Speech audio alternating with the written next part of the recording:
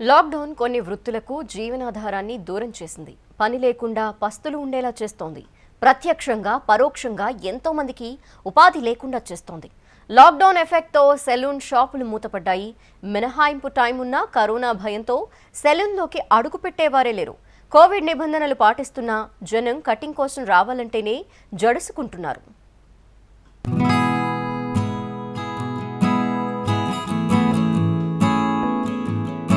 పని లేకుండా చేస్తోంది.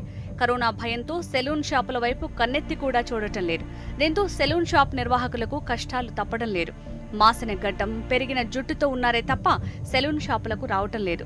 కొందరైతే ఇంట్లోనే తమ గడ్డం, జుట్టుపై ప్రయోగాలు చేస్తున్నారు.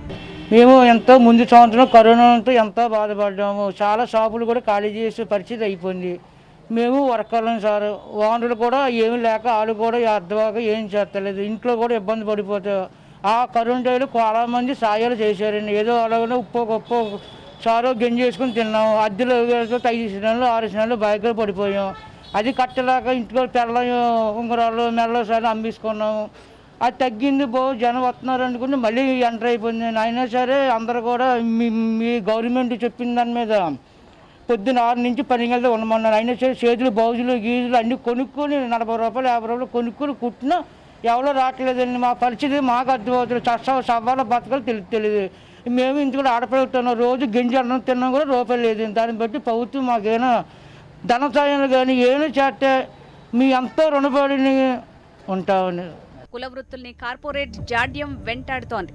క్షౌర వృత్తులపై పెద్ద పెద్ద బ్యూటీ పార్లర్లు, హైటెక్ హంగుల మెన్స్ పార్లర్లు ముంచేస్తున్నాయి. దీంతో నాయి బ్రాహ్మణుల మనుగడ మాయమయ్యే పరిస్థితి దాపురించింది.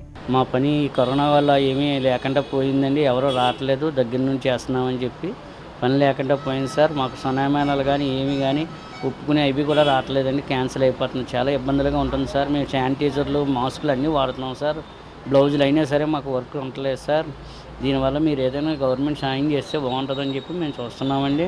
మరోవైపు సన్నాయి వాయిద్య కళాకారులకు కరోనా కాలం పని లేకుండా చేస్తోంది. దేవాలయాల్లో శుభకార్యాల్లో వీణుల విందు చేసే సన్నాయి వాయిద్యాలు. తూర్పుగోదావరి జిల్లాలో ఎంతో మంది వాయిద్య కళాకారులున్నారు. ఆలయాల్లో ఉత్సవాలు, శుభకార్యాలు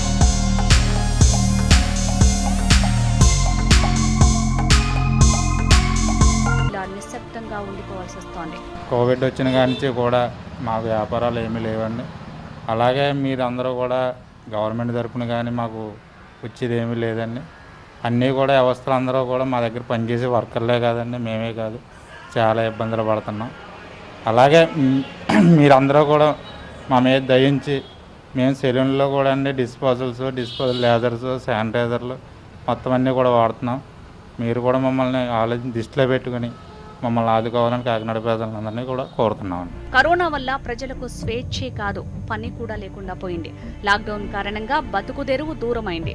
ప్రజలు తమ అవసరాల్ని పక్కన పెట్టి ఆరోగ్యాలను కోరుకుంటున్నారు. ఈ క్రమంలో కొన్ని కుల వృత్తులకు, చిరు వ్యాపారులకు తీరని నష్టం మిగులుతోంది.